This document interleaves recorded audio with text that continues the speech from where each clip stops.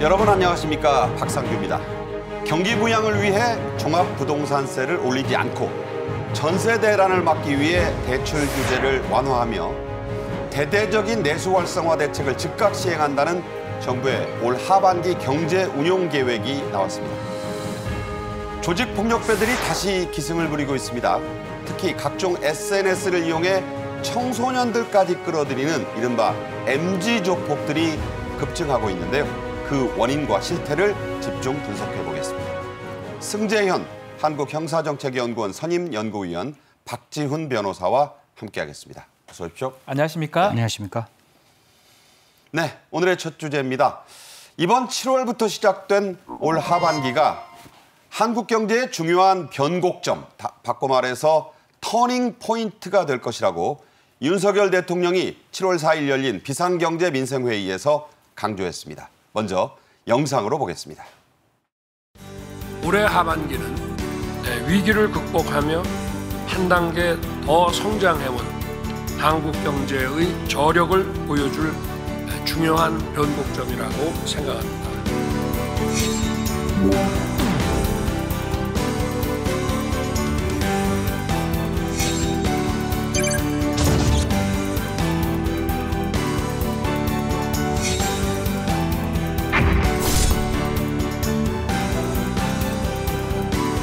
다수의 법안들이 지금 국회에서 발목이 잡혀 한 걸음도 나아가지 못합니다.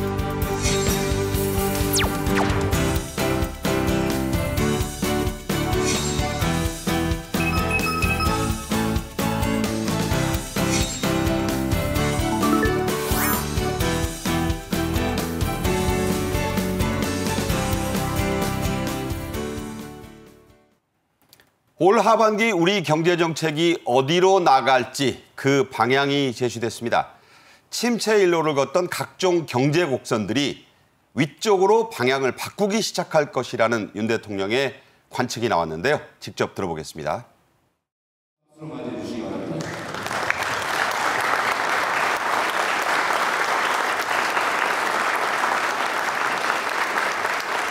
우리 정부는 전례 없는 글로벌 복합 위기 속에서 포퓰리즘으로 파탄난 재정, 또 무너진 시장 경제를 바로 세우기 위해 숨가쁘게 한 해를 달려왔습니다. 올해 하반기는 위기를 극복하며 한 단계 더 성장해온 한국 경제의 저력을 보여줄 중요한 변곡점이라고 생각합니다. 네, 중요한 이 변곡점이다. 변곡점이라는 게 영어로 리플렉팅 포인트라고도 하는데 이게 이제 곡선이 바뀌는 그런 점이 바로 변곡점입니다. 자, 이 회의에 18개 부처의 장관, 차관들이 모두 참석을 했는데 특히 새로 임명된 이른바 용산 5차관, 장미란 문체부 2차관도 이 자리에 참석을 했죠? 네, 정미란 차관에 대해서 여러 가지 이제 기대가 굉장히 많습니다. 사실 이 차관이 해야 될 가장 중요한 부분은 체육과 관광의 분야인데요. 사실 장미란 차관, 어떻게 보면 체육에 있어서는 가장 전문가이자 또 자기 스스로 어떻게 다른 사람들은 굉장히 많은 어떤 도핑 테스트에 걸렸지만 정말 자연적으로 역도를 해서 이제 그러니까 우승을 거머쥔 굉장히 입지전적인 인물인데요. 네. 지금 경제를 활성화시키기 위해서는 체육도 중요하지만 그 이 차관이 가져가야 될 또 하나의 영역인 관광이 우리나라의 내수를 진작하고 일자리를 창출하는 데는 매우 중요합니다. 그래서 관광으로 발전하는 대한민국, 여행으로 행복한 국민을 반드시 실현시켜주기 위해서 관광 분야에 대해서도 많은 관심을 가져주시길 부탁드리겠습니다. 네, 이 비상경제민생회의에서 나온 얘기 중에 3마리 토끼를 다 잡는다라는 그런 말이 나왔습니다. 구체적으로 어떻게 하겠다는 건지, 어떤 토끼 3마리입니까? 일단은 지금 경제 여건하고 하반기의 경제 정책 활성화 방안 이런 것들을 지금 보고를 추경호 부총리가 지금 했는데 3가지 얘기를 했습니다.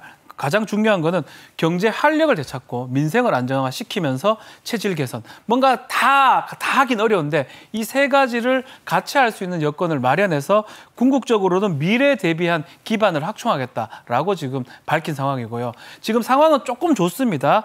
이 상반기 좀 뒤로 가면 갈수록 물가 상승률도 좀 떨어지고 있고 또 거기에다가 고용 시장도 흐름도 괜찮기 때문에 앞으로는 체질 개선도 하지만 수출이나 투자도 좀 더 주력을 해서 이 세 마리 토끼 다 잡을 수 있도록 노력하겠다라고 밝혔습니다. 자, 여름이 돼서 뭐 전기 요금도 올라서 걱정들이 많으실 텐데 라면 요금이 한 차례 내렸는데 아직 확정된 건 아닙니다만 라면 가격을 또 좀 내릴 거라는 얘기도 나와요. 어떻습니까? 내릴 수도 있을 것 같습니다. 그만큼 지금 물가가 지금 떨어질 수 있는 상황을 좀 마련할 수 있도록 또 중요한 특히 생필품 가격 중에 일부 부분을 내리면 기업들도 따라서 내릴 수 있는 방향도 아마 되지 않을까 그렇게 보입니다. 네. 정부는 특히 국내외 관광객들을 대거 유치하기 위해서 각종 대책들을 풍성하게 내놨습니다. 자, 주로 어떤 것들이 있습니까? 자, 지금 이제 코로나 이후에 이 외국 관광객들이 많이 오고 있습니다. 그렇지만 가장 좀 안 좋은 시점이 11월 정도가 비수기가 됩니다. 네. 11월에 외국인 관광객이 줄 거를 좀 생각을 해서 11월 달 되면 1인당 한 3만 원씩 한 30만 장의 숙박 쿠폰을 무료로 좀 지원하게 외국인 비수기 때입니다. 예, 네. 그때만 지원을 하기도 하고요. 또 7, 8월에 일본이나 대만, 중국 관광객 대상으로 또 한국행 항공권 또 700장 정도 무료로 증정하는 이런 것들도 한번 생각한다고 그러고요. 또 특별히 인천공항의 한승객들 대상으로 이 경복궁이나 창덕궁에 올 수 있는 그런 어떤 K-스톱 오버 관광 상품 이런 것들을 한번 검토를 해서 출시를 하겠다고 합니다. 인천에 왔다가 야간에 경복궁까지 바로 왔다가 다시 갈 수 있는 그런 어떤 관광 상품을 통해서 외국인 어떤 유치를 조금 하려고 지금 노리고 있습니다. 이른바 그 코리아 세일 페스타라는 행사가 있잖아요. 네. 이것도 그 중소기업 제품 위주로 유통과 연계해서 좀 적극 추진한다는 방침도 나왔죠? 그렇죠. 중소기업들이 지금 사실은 가장 좀 어려운 상황이기도 하고 중소기업들이 만든 제품하고 관광상품하고 외국인 파는 거하고 합쳐가지고 조금 효과를 올릴 수 있도록 그런 부분도 좀 연구를 하고 있습니다. 네. 자, 우리 경제 활력의 재고를 보면 성장률 전망치는 일단 1.4%로 낮췄습니다. 대신에 올해 하반기에는 역대 최대 규모인 184조 원을 무역금융으로 풀겠다 이런 방침이 나왔네요. 네, 사실 뭐 좀 그래프에 보시면 아시겠지만 경제 성장률을 1.6%에서 수정했습니다. 1.4%로 수정을 했습니다. 또한 물가 상승률을 3.5에서 3.3%로 잡고 있는데요. 지금 경제 전반에 대해서는 그렇게 썩 좋은 지표들이 나타나고 있지 않습니다. 첫 번째, 우리가 갖고 있는 수출 지표를 좀 고민을 해야 되는데요. 수출 지표 1월 수출은 작년보다 16.4% 줄어든 상태에서 위로 올라가는 게 아니라 계속 떨어지고 있다는 점, 이거 생각보다 조금 이렇게 우리 경제에 활력을 주기에 좀 어려운 부분이 있죠. 뿐만 아니라 네. 1월에서 6월까지 무역 수지도 263억 달러의 무역 적자를 지금 보고 있습니다. 뿐만 아니라 수출이 그러면 늘어나면 이 갭을 메울 수 있는데 수출 역시 지난해보다 6.6%가 떨어지고 있어요. 그래서 사실상 지금 같은 경우에 있어서는 이 지표를 아까 말씀 주시다시피 터닝 포인트, 이게 변곡점을 바꿔야 되는데 바꾸기 위해서 아까 말씀 주신 바와 같이 굉장히 적극적으로 최대 규모인 184조 원을 지금 무역금융으로 지원하겠다 이런 이야기가 나옵니다. 한편으로 굉장히 좀 이렇게 반가운 게 최근 상반기까지 우리가 인플레이션을 잡기 위해서 이자에 대해서 어떤 그 시그널을 내세웠는가 하면 물가 안정에 중점을 두겠다. 라는 방점을 두었는데 이게 조금 바뀝니다. 물론 기저현상이라 그래서 작년에 워낙 많이 올랐기 때문에 올해 그 차이가 그렇게 크지 않는 건 분명히 있어요. 그리고 하반기엔 다시 에너지 물가가 올라갈 수는 있지만 그런 걸 국가가 잘 좀 대비한다면 지금은 방향성을 이제 어떻게 바꾸었는가 하면 물가 안정에 유의하겠다. 중점을 두겠다 해서 유의하겠다라고 했으니까요. 물가만 좀 안정되면 이런 모든 부분들이 조금 해결되지 않을까. 다행히 유가가 급격하게 떨어져 있어서 물가 상승률은 당분간은 유지될 수 있을 것이다라는 말씀까지 함께 드리겠습니다. 네. 이 회의에서 나온 것 중에 세간의 화제를 가장 불러 모은 것들을 지금부터 좀 따져 드리도록 하겠습니다. 먼저 부동산 대책에 관한 내용인데 종합부동산세의 공정시장가액 비율 얘기가 나왔습니다. 먼저 들어보시죠. 이거를 80%로 올렸을 때는 일부 주택에 대해서는 좀 역전 현상이 벌어날 수 있는 부분들이 있습니다. 그래서 그런 디테일한 부분들까지 좀 점검을 해서 저희가 국민 세부담을 좀 완화한다라는 측면까지 감안을 해서 60%로 지정 유지를 한다는 걸로 말씀을 드리도록 하겠고요. 네, 이 비율, 공정시장가액 비율을 지금까지처럼 지금도 그렇게 하고 있는 60% 그대로 유지하겠다. 이게 중요한 얘기입니다. 네. 원래는 80%로 올린다. 이게 이제 되돌린다는 개념이 있었는데 네. 예상을 깨고 그대로 간다. 이렇게 된 거죠? 자, 종부세를 부과하는 기준이 이제 공정시장가액인데요. 사실은 2018년 박근혜 정부까지 80%였습니다. 근데 이제 80%인데 문재인 정부 오면서 종부세 기준을 올린다고 해서 뭐 90%, 95%, 지금 95% 올라갔다가 지난해 60% 떨어진 거거든요. 네. 세 부담이 너무 많다고. 그래서 올해는 한 80% 돌아가지 않을까라고 예상을 했는데 그럼에도 불구하고 아직 부동산 그거라든지 또 전세 사기 또 문제가 또 있었기 때문에 역전세 문제라든지 이런 거 생각해서 80%로 가지 않고 예전에 있는 60%로 지금 하겠다라고 해서 뭐 이렇게 된다 그러면 종합부동산세를 내는 종부세 는 상당히 좀 낮게 좀 책정이 되지 않을까 그렇게 예상이 됩니다. 네.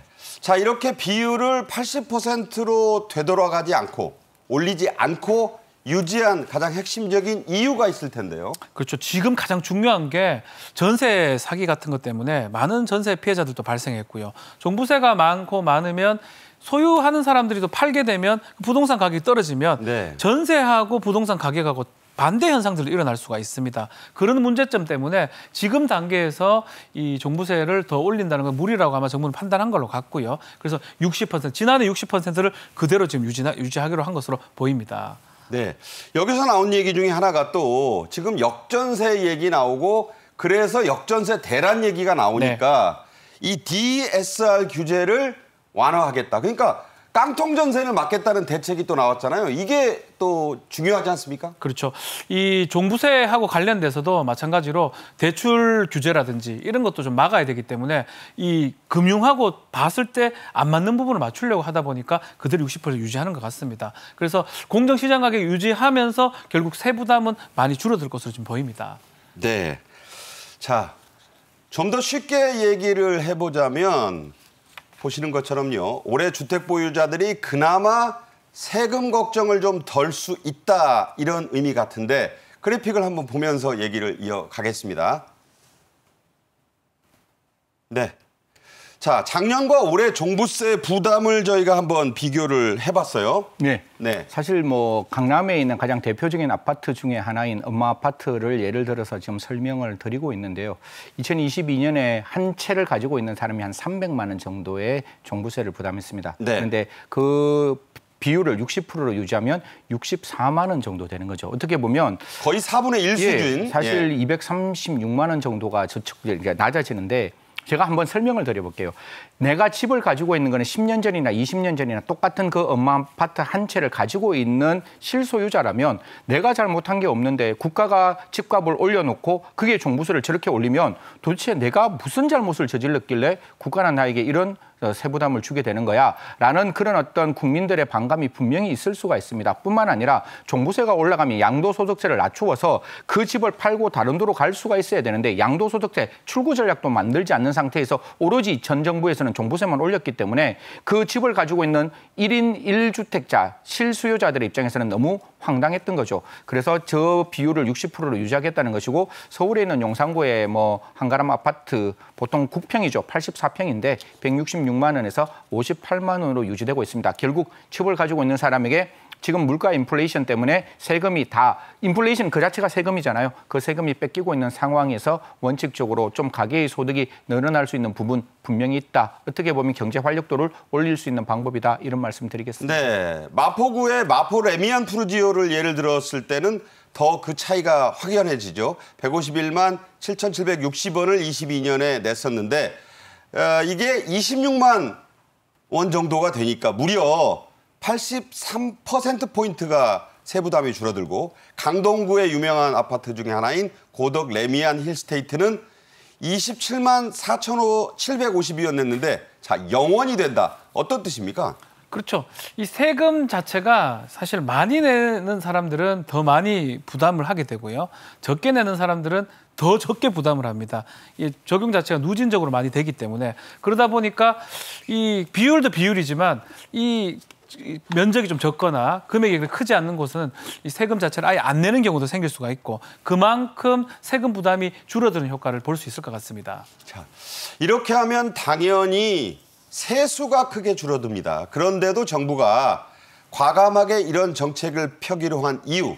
경기 살리기가 우선이다. 그렇죠. 이런 얘기죠. 물가 상승 이런 것들이 가장 좀 두려웠던데 물가 상승률이 그만큼 올라가지 않는다고 정부는 판단하고 있는 것 같고요. 경기 회복 자체, 경기 반등의 불씨를 되살리기 위해서 이 세수 확보하려면 돈을 걷어들이면 그만큼 경기가 좀 위축되는데 안 걷어들이겠다는 그런 뜻입니다. 이게 없어도 이 투자라든지 이런 것들이 더 활발해질 수 있고 특히 이 민간에서도 투자를 좀 많이 해서 더 세제 지원을 좀 하게 되면 투자하기 좋은 환경이 조성되기 때문에 그래 된다면 더 경기가 활성된다라고 정부가 판단을 하고 있는 것 같습니다. 네, 결국은 그 세수 감소를 감수하고라도 경기를 먼저 살리고 투자를 촉진하겠다는 게 비상경제민생회의의 가장 핵심적 화두였던 것 같아요. 뭐 우리가 시장경제 보통 이제 중학교, 고등학교 때만 배웠는 기본적인 지식을 가지고 한번 이야기를 말씀을 드려보면 기본적으로 세수가 늘어나려면 그만큼 기업이 성장해야 되고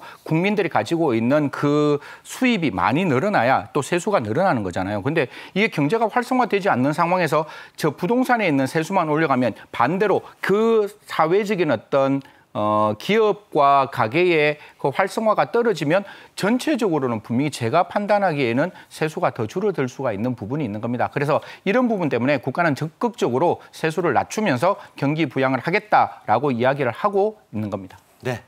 자, 두 번째로 나온 앞서 잠깐 얘기가 있었지만요. 부동산 얘기를 하겠습니다. 정부가 역전세 난을 해결하기 위해서 이달 말부터, 그러니까 7월 말부터입니다. 보증금 반환 대출 규제를 풀겠다, 완화하겠다고 했습니다. 직접 들어보시죠. 7월 말부터 1년간 한시적으로 보증금 차익에 대한 반환 목적 대출에 한해 대출 규제를 완화하겠습니다. 개인의 경우 DSR 40% 대신 DTI 60%를 적용토록 하겠습니다. 네, 임대차 3법의 이 부메랑이 지금 본격화되고 있어요. 그래서 보증금을 내줘야 되는 날짜가 다가왔거나 시시각각 지금 다가오고 있는데 이게 이제 3년이 됐지 않았습니까? 역전세 상황. 그러니까 전 집주인이 내줄 수가 없는 거예요. 새로 들어온 세입자가 싸게 들어오니까. 그래서 이런 집주인들에게는 대출 한도를 확 좀 규제 완화를 통해서 늘려주겠다 이런 얘기죠. 제가 지금 이 역전세의 가장 중간에 있는 사람이거든요. 사실 제가 저희 집이 사실상 뭐 일정 금액 그냥 편하게 말씀드리겠습니다. 한 6억, 7억 정도 되는데 지금 아마 전세 비율이 한 4억 정도 된다라고 보면 한 2억 정도를 집주인이 이제 내주어야 되는 형편인데. 자, 저렇게 보면 40%와 60%일 때 차이가 그렇죠. 2억 원 가까이 돼요. 그렇죠. 저게 DSR이라고 해서 총부채 원리금 상환 비율로 보면 그 집에서 대출받을 수 있는 게 3억 5천인데 우리가 흔히 말하는 총부채 상환 비율로 가면 그게 DTI거든요. 60%까지 내리면 5억 2,500만 원 정도까지 올릴 수 있다. 그러면 그 집을 가지고 돈을 빌려서 세입자가 나갈 때 돈을 줄 수 있는 거잖아요. 그걸 해줘야 세입자가 나갈 수 있는 부분이니까 그렇죠. 저런 부분들이 만약에 잠기기 시작하면 또 다른 부동산 시장에 동맥 경화가 발생할 수 있는 거거든요. 저런 부분에 대해서는 저는 DSR에서 DTI로 바꾸는 건 매우 타당한 것이고 이게 경기가 또 바뀌면 DSR로 바꾸면 되는 거예요. 그래서 지금 현재 역전세가 이루어지고 있는 지금 현재의 상황에서는 DTI로 가는 게 맞다. 이런 말씀드리겠습니다. 네, 깡통 전세도 맞고 집주인도 세입자도 다 문제가 해결될 수 있는 그런 최적의 방안이 나왔다. 물론 앞으로 경기 상황에 따라 또 달라질 수는 있습니다.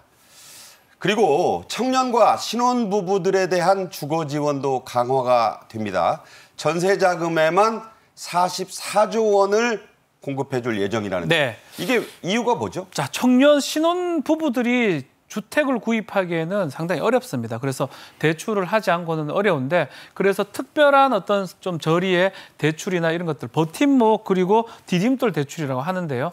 이전에도 이 예산이 잡혀 있었는데 23조를 더 투입을 해서 총 44조의 한도에서 이 청년이나 신혼부부가 주거를 구입했을 때 대출을 지원해 주겠다는 뜻입니다. 그렇게 함으로써 이분들 주거를 조금 쉽게 그래도 좀 편하게 구입을 할 수 있고요. 그 말고도 소득공제 관련해서 주택청약저축 관련해서도 소득공제도 240원인데 원래 300만 원으로 더 올려서 그만큼 혜택을 주는 방향으로 지금 정책을 추진하고 있습니다. 네.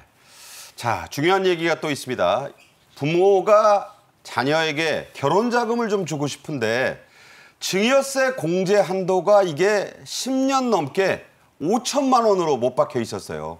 자, 이러니까 이 결혼에도 문제가 생겼습니다. 그래서 정부는 이 한도를 확 좀 늘리는 방안을 추진하겠다는 거죠? 사실은 아버지, 어머니의 돈을 받아서 결혼하는 게 좀 어색하고 불편하죠. 자기가 자기 돈을 가지고 결혼하는 게 맞고 사실 신혼살림에서 자기들이 벌어서 신혼살림을 넓혀가는 것도 굉장히 좋은 재밌는 일이라고 생각하는데 현실적으로 그렇지가 않으니까 자녀에게 그래도 결혼시킬 때 뭔가 부모가 주고 싶은 마음이 있잖아요. 그런데 5천만 원밖에 안 주면 지금 시청자 여러분 5천만 원 갖고 과연 무엇을 할 수 있는지 가전제품 사고 나면 없지 않습니까? 아무것도 없는 거 아니에요. 네네. 이게 워낙 인플레이션이 크다 보니까 이게 5천만 원이 그 10년 전에 5천만 원으로 보면 굉장히 크지만 지금은 5천만 원, 10년 전의 가격으로 2천만 원, 3천만 원도 안 될 수 있는 거잖아요. 네. 그래서 적어도 부모가 자녀에게 좀 결혼할 때 증여세, 즉 주는 그 범위를 조금 확대하겠다라고 이야기하는 건데요.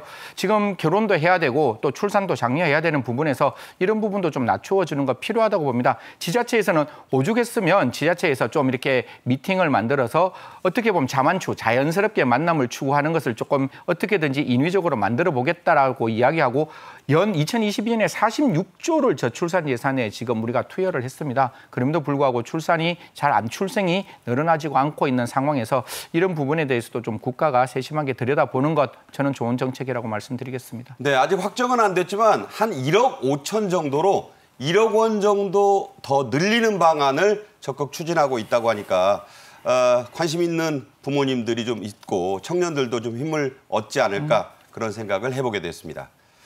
윤 대통령은 이날 기업인들의 투자 결정을 막는 킬러 규제를 과감하게 걷어내라고 주문했습니다. 직접 들어보시죠. 대통령은 기업인들의 투자 결정을 막는 결정적인 규제, 즉 킬러 규제를 팍팍 걷어내라 이렇게 지시했습니다.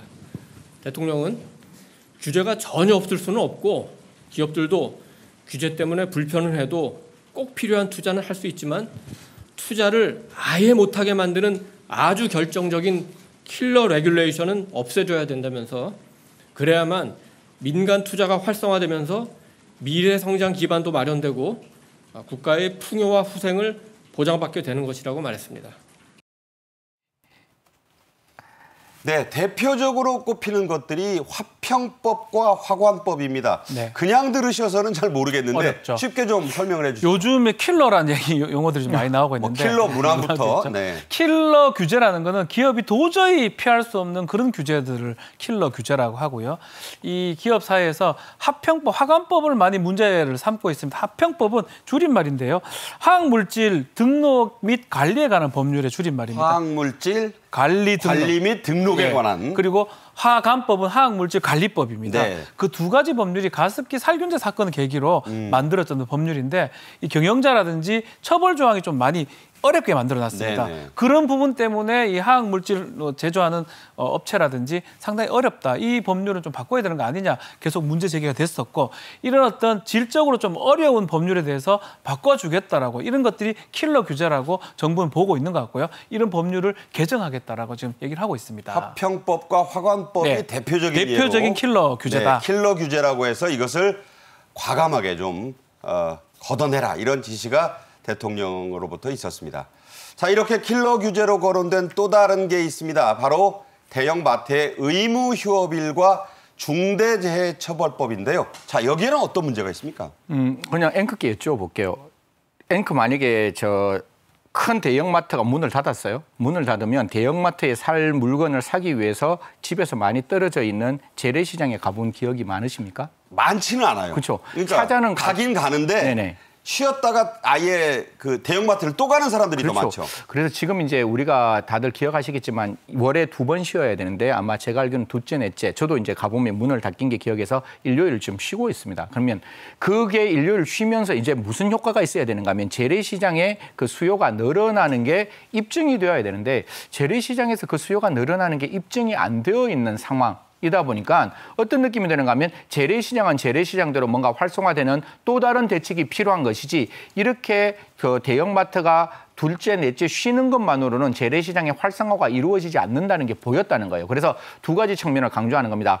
둘째, 넷째 영업 쉬는 거 영업하도록 하되 재래시장이 더 활성화될 수 있는 또 다른 방책을 만들어가자. 이게 첫 번째 이야기고 두 번째는 뭐 다들 아시겠지만 중대재해처벌법. 저는 개인적으로 노동자와 근로자의 생명은 반드시 지켜져야 그게 대한민국이 나아갈 방향이라고 생각하지만 중대재해처벌법 중에 굉장히 모호하고 또 어떻게 보면 그 범위가 너무 넓어서 또 그 처벌 규정이 너무 강해서 일반적인 기업 입장에서는 굉장히 위험할 수 있는데 이런 이야기를 합니다. 외국에서 우리나라에 누가 투자해서 그 나라의 외국인의 CEO가 왔을 때 과연 중대재해처벌법을 보면 우리나라에 투자하고 그 사람이 과연 CEO로 오겠느냐. 이건 분명히 문제가 있는 거 아니냐. 그래서 그 부분을 좀 손질하자. 절대로 중대재해처벌법을 폐지하자는 게 아니라 노동자의 삶도 지키면서 우리 국가가 외국의 투자를 받아낼 수 있는 적절한 즉 중대재해처벌법의 모호성을 줄이고 처벌의 강도를 좀 낮추자. 이런 이야기를 하고 있습니다. 네. 자, 이어서 다음 주제로 넘어가겠습니다. 속칭 MZ 조폭들이 요즘 급증하고 있습니다. 과거의 아저씨 조폭들과는 확연히 다른 양태까지 보이고 있다고 하는데요. 한동훈 법무장관은 이런 신종 조폭들과의 전쟁을 선포했습니다. 주제 영상으로 보겠습니다.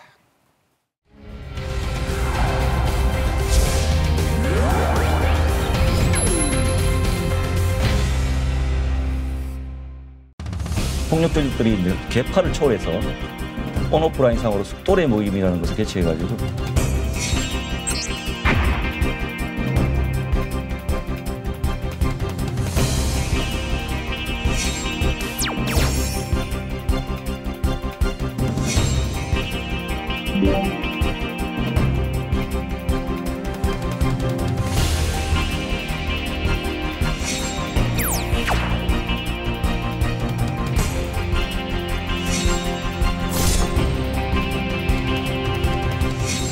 저는 2023년 대한민국의 깡패와 마약은 공공의 적이라고 생각합니다.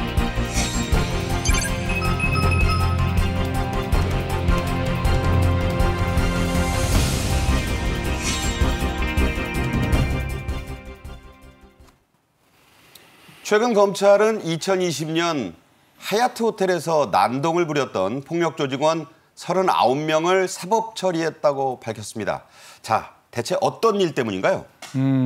이게 백주 대낮에 국민들이 쉴 수 있는 공간인 호텔에서 일어났는데요. 뭐 이제 하얏트 호텔이라고 이름이 다 나왔으니까 시청자 여러분 다 기억하시죠? 보통 외국에 있는 대통령이 왔을 때 가장 잘 묵는 숙소가 하얏트 호텔입니다. 그리고 그 호텔에서 벌어진 일이에요. 네네. 로비입니다. 그렇죠. 그런데 저기에 이제 수노아파라고 있는데 수노아라는 뭐 그 명칭이 원래 조직폭력배들이 명칭을 만드는 걸 되게 싫어해요. 왜냐하면 그게 범단에 걸릴 수가 있거든요. 네. 범죄단체 조직죄 폭력법에 걸리면 그 수개는 사형까지 받을 수 있어서 원래 범단의 이름을 잘 밝히지는 않는데 수노아 이게 두 가지예요. 하나는 제일 처음에 만났는 장소가 맥주집 이름이 수노아다 이런 설도 있고 술집 이름. 네, 두 번째는 그게 아니다. 좀 죄송한 말씀이지만 사람에게 흉기를 사용해서 그거를 몸에 수놓는다고 해서 수노아파. 너무 끔찍한 네. 그런 느낌이 드는 거죠. 여기에 이제 원래 하얏트 호텔에 배모 씨라는 사람이 있습니다. 이 사람도 사실 조직폭력배 출신인데요. 이 사람이 요즘 이름 많이 나오는 해외 원정 가서 그렇죠. 호화 파티 한다는 사람이요? 네. 그래서 여기에서 이제 사채업을 하는데 그 돈을 빌렸는데 이 사람 투자를 했는데 돈을 이제 한 60억 정도를 투자했는데 그게 다 없어졌다라는 것 때문에 이제 이 순호아파 입장에서 옛날에 과거에 있는 조직원하고 관계되는 사람들이 야, 나 60억 못 받았어. 이거 좀 어떻게 좀 해줘. 네. 나 받고 싶어. 이러니까 이 순호아파들이 짝짝짝짝 들어가는 거예요. 하얏트 호텔에. 그러니까 하얏트 호텔에 들어가서 옆에 지금 저 영상 같은 거 보면 그냥 일반 시민이 이렇게 저 캐리어 들고 가면서 사람들이 이래 쓰고 오니까 굉장히 무서워하는 그런 모습이 보여서 저는 모르겠습니다. 조직폭력배들이 스스로 싸우는 것, 그들끼리 싸우는 건 논외로 치더라도 저런 공개된 장소, 지금 캐리어 들고 가는 모습 보였죠. 네. 저런 모습에서 저 서 있는 거 보세요, 뒤에. 예. 그래서, 얼마나 살벌합니까? 그래서 네. 저런 모습들은 우리나라의 관광의 이미지도 해칠 뿐만 아니라 국민들의 생활에 직접적인 영향을 미칠 수 있다. 그래서 검찰에서는 아까 저 강력부 부장이 나와서 이야기하듯이 그의 조직을 와해시켰다. 이런 이야기가 나오고 있습니다. 네, 90도 인사 부동자세. 자, 이게 이제 특급 호텔 로비의 모습이었어요. 이번 조사를 통해 검찰은 여전히 폭력 조직들이 활동한다는 걸 확인했고요. 한 계파가 아니라 여러 계파들이 화합하고 있다. 이런 사실도 확인했다고 하는데 이런 걸 또래 모임이라고 한다죠? 그렇죠. 이게 사실은 예전에 조직폭력배라고 하면 지역별로 아니면 그런 어떤 구역별로 만나고 구역 간에 다툼을 하고 뭐 이런 뭐 광주 뭐 서방파 그렇죠. 하듯이요. 네. 그래서 좀 전에도 우리 승현 얘기했지만 자신의 어떤 파를 얘기를 잘 안 하려고 했는데 지금은 이제 인터넷이라든지 SNS를 통해서 자기들도 스스로 이렇게 교합이나 회합을 하는 것처럼 보입니다. 우리는 무슨 파다. 네. 누군 무슨 파다. 또래 모임 뭐냐면 MZ세대라는 거예요. 결국은 좀 젊은 사람들이 힘도 세고 더 건장하고 체격이 좋다 보니까 조직 폭력 활동을 하는데 그 문화에 맞게 이제는 인터넷이나 SNS나 이런 게 다 가능하기 때문에 우린 여기서 만나니까 같이 모임을 하자. 뭐 이렇게 하면서 MZ세대에 맞는 조폭 문화들이 지금 형성되고 있는 거 아닌가. 그래서 어떤 파, 어떤 그룹 이렇게 하면서 자기들끼리 만나고 자기들끼리 대화도 나누고 이런 모습을 검찰이 지금 파악하고 있는 것 같습니다. 네. 1998년 IMF 와중에 나왔던 영화 넘버 3라는 영화가 있는데 거기에서 넘버원으로 나온 배우가 그런 얘기를 합니다. 요즘 조폭들, 외국 조폭들은 인터넷으로 조직원을 모집한다더라. 자, 요즘 그런 일이 실제로 벌어지고 있어요. SNS로 활동하고 무슨 너튜브로 뭐 활동하는 조폭들이 있다. 이른바 MZ세대 조폭들 얘기인데 어떻습니까? 실태가. 사실 이런 일들이 대한민국에서 저는 공공연히 자행되는 것에 대해서는 굉장히 우려를 표하는 사람입니다.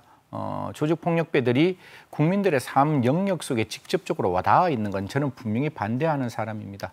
물론 조직폭력배 중에 한 사람이 자기 개인 방송, 이건 개인 방송이잖아요. 유튜브라는 게. 저게 지금 본인들이 회합하는 모습, 우통 먹고 술집에서 막 노는 거를 SNS에 올린 거예요. 그러니까요. 그렇게 해서 그 개인 방송과 그다음에 SNS에 우리가 이렇게 결합하고 이렇게 소통하고 있다라는 모습을 올리는데 저게 무슨 스타그램 아닙니까? 그렇죠. 네. 그렇게 올리고 있고 지금 모습 보면 굉장히 이제 일본의 야마구치조가 갖고 있는 그런 어떤 문신들을 새기고 있는 모습들이 보이는데요. 물론 대한민국의 전체적인 사회가 다 밝을 수는 없겠죠. 그래서 노태우 대통령이 왔을 때 범죄와 전쟁에서 조직폭력배를 깡그리 한번 일망타진했던 적이 있는데요. 사실 국민들의 삶에 직결되는 영역에서 피해를 끼친다면 분명히 지금의 검찰과 지금의 경찰도 조직폭력배 발본 쇄관해야 된다라는 말씀을 드리겠습니다. 네. 24시간, 만 하루가 지나면 사라지는 이 SNS 게시글, 이른바 인스타그램 스토리라는 게 있죠. 이것도 함께 공개가 됐는데 여기에 국제 마피아니, 대신동이니, 한실이니 이런 그 이상한 명칭들이 잔뜩 적혀 있어요. 이게 뭔가요? 자신의 조직, 그룹을 나타내는 거예요. 뭐 골보라든지 남양주, 지금 순호화도 나오고 있죠. 네. 상계, 동네명으로 보이면서 자신들의 소속된 어떤 조직 폭력배 그룹 그런 것들. 텍사스 저 쓴 거 보십시오. 아마 네. 그 택자가 맞는지 모르겠는데요. 네네. 그래서 이제 이 사람들이 다는 이렇게 하는 것 같지는 않아요. 이 중에 일부가 자신이 이 소속 그룹에 있다. 또 이런 사람들이 같이 모였다라고 자랑하기 위해서 인별그램 같은 데 올린다든지 SNS에 올림으로써 이제 문제가 된 것 같고 사실은 좀 전에도 얘기했지만 이 조직폭력배를 하고 있는 사람들은 무서운 게 범죄단체로 구성이 되면 전체가 다 처벌받을 가능성이 네. 있는 거거든요. 가급적이면 숨기는 게 맞는데 요즘 이게 MZ세대가 이게 좋은 건지 나쁜 건지 모르겠지만 자신을 드러내고 싶어 하고 또 이렇게 관심을 받고 싶어하는 그런 어떤 욕망이 작동을 해서 이 중에 한둘이 올리다 보니까 이런 사진들이 많이 밖으로 유출됐고요. 그러니까 조회수 올리는 걸 좋아하는 MZ세대 조폭들 때문이라는 그렇죠. 거예요. 24시간 공개되더라도 보는 사람 다 보는 거거든요. 네. 좋아요 많이 받으려고요. 네. 그러다 보니까 경찰이나 아니면 수사기관에서는 이런 조직폭력 그룹들이 형성되고 있구나 이렇게 예측이 가능하고 추측이 가능한 그런 상황으로 보이고 그러다 보니까 우리가 방송에서도 이런 얘기를 할 수 있게 되는 것 같습니다. 네. 자, 이번 수사 그리고 검거 과정에서 서울중앙지검 강력범죄수사부는 검거한 인원 또 젊은 나이에 조폭들이 늘었다라고 강조를 특별히 했습니다. 들어보시죠. 남산 하얏트 호텔 난동 사건에 대한 수사를 통해 조직원 총 39명을 사법 처리하여 해당 폭력 조직을 와해시켰습니다.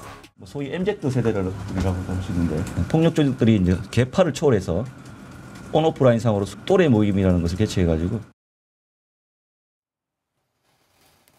네, 이렇게 활발히 SNS 활동도 하고 또 화합도 회식도 유난히 많아지는 건 이 MZ세대 조폭들이 급증했기 때문이라고요? 그러니까 아까 지금 저희들이 말하고 있는 지금 상황이 지금 현실인 상황이잖아요. 아까 뭐 박지훈 변호사 말했지만 뭐 예를 들어서 저렇게 해서 가장 큰 영향을 받을 수 있는 사람들은 청소년이라고 생각합니다.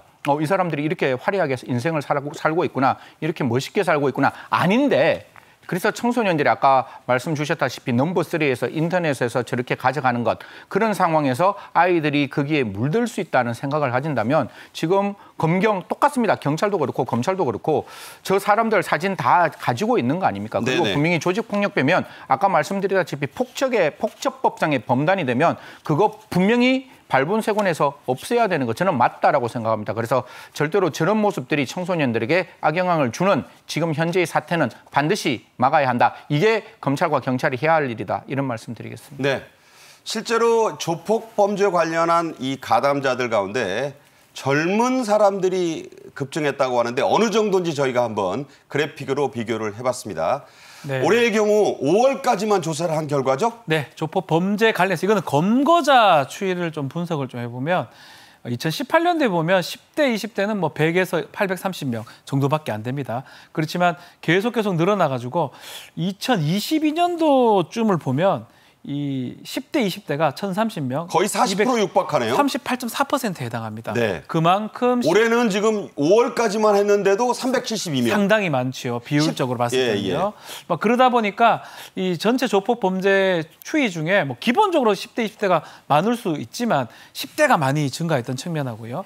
20대가 비율이 많다. 뭐 검거자가 사실은 활동하는 거에 비례해서 검거가 되기 때문에 더 MZ세대, 특히 저 젊은 세대의 비율이 많아졌다고 봐도 될 것 같습니다. 네, 조폭들이 이렇게 나이가 젊어진 것, 어려진 것과 함께 마약 사범들의 나이도 어려졌다는데 자, 이게 두 가지 사이에 상관관계가 있겠죠? 아무래도 지금 MZ세대들이 가지고 있는 가장 중요한 건 극단적인 개인주의입니다. 내가 하고 싶은 거 내가 하고 살아야지 지금 하고 싶은 거 굳이 뒤에까지 참을 필요가 없다라고 하는데 이게 왜 10대의 MZ 마약이 많이 늘어나는가 하면 옛날에는 마약하는 것들이 형식적으로 어떤 모습이 보였는가 하면 다른 수단을 사용해야 됩니다. 뭐 주사기를 사용한다든가 또 다른 어떤 뭐 그런 도구를 사용해서 마약을 투약하는데 지금은 어제 먹던 알약, 오늘 먹는 젤리, 어제 그다음에 그저께 먹던 초콜릿 이런 형태로 마약이 퍼지다 보니까 그 10대 입장에서는 전혀 부담감 없이 마약을 즐기고 있는 것이고 또 이 아이들이 저 10대들이 하는 이야기 중에 가장 대표적인 게 저 스트레스 풀고 싶었어요. 저 스트레스 좀 풀기 위해서 이 마약을 했는데 이게 무슨 죄가 됩니까? 라는 이야기를 해요. 특히 외국에서 합법화되어 있는 그 대마에 대해서는 더더욱 이런 경우가 많기 때문에 하지만 우리나라 안에서 분명히 불법이니까요. 이런 부분 학교에서 적극적인 교육이 필요하다는 말씀까지 드리겠습니다. 네. 자, 그렇지만 폭력 조직원들의 모습은 바뀌지 않았습니다. 부산에서는 한 폭력 조직 두목 결혼식에 조직원들이 90도 인사하고 이른바 뭐 깍두기 인사를 하는 모습이 찍혔다고 하는데 자, 이런 건 안 바뀐 것 같아요. 똑같습니다. 그거는. 부산에서 양대파죠. 이 신입세기파하고 칠성파 양대파인데 최근에 신입세기파 두목의 결혼식이 있었는데요. 저때 이제 조직원들이 와서 이제 검은 양복을 입고 있고 영화 같아요. 영화랑 똑같아요. 인사는 90도로 합니다. 형님 이렇게 인사하는. 그래서 옆에 있는 다른 어떤 시민이나 하객들이 볼 때 놀랄 수밖에 보십시오. 다리 벌리고. 저 모습 그대로 하는데 왜 저러냐 하면 이 MZ세대가 있긴 있지만 지금 결혼하는 사람은 50대 두목이기도 50대 하고요. 50대 초반이었다고 하죠. 예. 네. 거기도 그 조직 폭력배의 어떤 문화, 문신, 온몸에 있는 그런 문신이라든지 인사라든지 어떤 양복 그렇게 입는 거라든지 그런 어떤 문화들은 그대로 되다 보니까 저런 모습들이 연출이 됐고 시민들이 불편해하고 경찰이 출동하니까 빠져나갔다고 하긴 합니다. 네. 그래서 결혼식장 안에서는 큰 문제가 없었는데 밖에서는 저렇게 조폭들이 질비하게 인사를 했다고 해요. 그러니까 영화와 다른 점은 영화에서는 경찰도 무시하는데 실제 상황에서는 경찰은 오니까 무서워합니다. 빠져나간다, 네. 무서워한다 이런 얘기입니다. 더욱이 이 해당 조직인 신20세기파, 과거 칠성파와 30년 넘게 치열한 경쟁을 했던 영화 친구에도 나왔던 그런 조직들이죠. 그렇죠. 이게 부산 남포동하고 중앙동 근처에서 제가 이제 활동을 했던 조폭이라고 알고 있는데 부산에서는 가장 대표적인 한 30년 이상 앙숙이었죠. 이게 앙숙이라는 게 다른 게 아니라 이권 다툼을 하는 거예요. 그래서 신20세기파와 칠성파가 그렇게 되었고 혹시 방금 말씀 주신 대로 그 친구가 나오는 남자 주인공 중에 장동건 씨가 역할했던 그 조직이 칼로 찔리면서 많이 먹었다 이거 뭐 그런 거 그게 아닙니까? 신20세기파에 해당되는 건데요. 사실 각 지역마다 이런 어떤 지역 조폭들은 분명히 있습니다. 제가 이제 자랐던 대구에도 동인동과 현콩동파가 있었는데 그런 것들이 결국 조직들 사이에 이권 다툼의 문제인 것이지 결코 조직들이 뭐 앙숙이다 이게 아니죠. 오로지 돈 때문에 한 지역에 있는 영업 이권을 빼앗기 위한 노력이었고 아마 중간에 싸우다가 한 70년 가까이 집단적으로 잡혔던 경우도 있다. 저는 그렇게 말씀드리겠습니다. 네. 한동훈 법무장관이 올해 초부터 조폭과의 전쟁을 강력히 추진하고 있습니다. 직접 들어보시죠. 저는 2023년 대한민국의 깡패와 마약은 공공의 적이라고 생각합니다. 강력하게 단속해야 맞다고 생각합니다. 검찰의 수사와 기소권 이런 부분을 결합하게 되면 훨씬 큰 시너지가 날 수 있기 때문에 그런 방식으로 조폭 수사를 하겠다는 말씀입니다. 법무부가 선정한 올해의 5대 추진 과제들 가운데 하나에도 포함될 정도로 그 결이 그렇죠. 확고하다고 봐야겠죠? 범죄로부터 안전한 나라를 만들겠다라고 얘기를 하면서 이 고위험 성범죄자 얘기를 했었고요. 그 두 번째 마약 청정국 지휘를 꼭 해보겠다 얘기를 좀 했었고요. 자, 고위험, 네. 섹슈얼 프레데터라고 지금 표현하고 있고 이 사람들이 출소를 하는데 성약탈자란 얘기예요. 맞습니다. 국민들이 상당히 힘들어하는데 이 불안감을 해소해야 되고 마약 청정국 예전의 지위를 회복하고 마지막으로 조폭이나 민생 침해 범죄에 대해서 적극적으로 대처하겠다라고 얘기를 했는데 한동훈 장관 같은 경우는 조폭이 정치인의 뒷배로 기업인 행세하면서 이렇게 안 보이게 행동을 한다고 합니다. 무슨 회장님이니 그렇죠. 뭐니 하면서요? 그런 사람들 뿌리를 뽑아야 되고 이 한동훈 법무장관 얘기에 따르면 조폭이나 마약 범죄로부터 안전한 나라를 만들겠다라고 얘기를 하고 있습니다.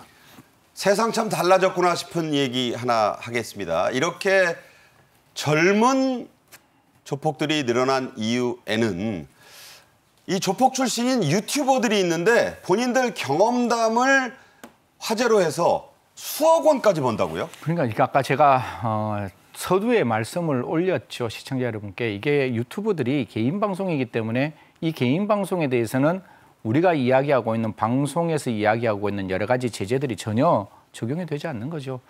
유튜버 그거 보면 사실 청소년들도 누구나 들어가서 볼 수 있는 이런 유튜브에 이 조직폭력배들이 나와서 네 옛날에 이런 걸 했다라고 자기의 너와르를 이야기를 하고 네. 여기서 그치는 게 아니라 A와 B가 일부러 이야기하면서 서로 간에 고소고발전을 펼치는 거예요. 아니면 우리가 현피라고 이야기를 하죠. 현장에서 그런 문제가 있을 때 싸우자 이런 이야기를 함으로써 그런 트래픽, 즉 조회수를 늘리기 위한 여러 가지 방법들을 만들고 있는데 저는 하루빨리 언론중재법 제가 제일 처음에 그 법안을 검토했을 때 첫 번째 고민했던 게 과연 개인 유튜브를 언론인으로 볼 수 있느냐 아니면 개인 방송으로 봐야 되느냐 이 부분 때문에 언론의 중재법의 대상에 포함되지 않았는데 여하튼 유튜버가 지금 나오고 있는 이런 악영향은 사회에서 반드시 통제되어야 하는 부분이라고 저는 강력하게 말씀드리고 싶습니다. 중간에 사람이 만들어온 제도가 부족할 수 있겠죠. 부족한 그 제도가 청소년에게 악영향을 끼친다면 분명히 그걸 메울 수 있는 입법이 필요하다는 말씀 드리겠습니다. 네.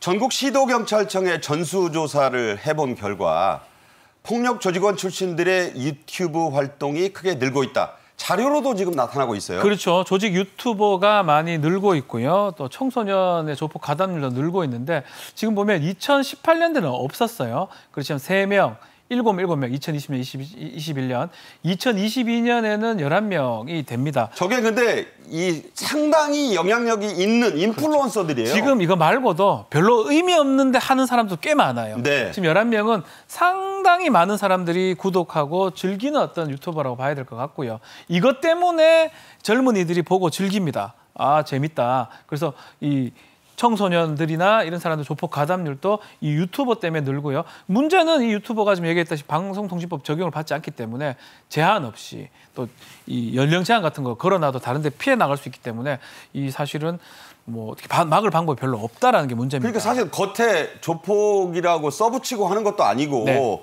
호기심을 이끌면서 돈을 벌고 있는 거잖아요. 돈을 또 많이 벌고 저도 사실은 뭐 보려고 본 건 아닌데 계속 뜰 때가 있습니다.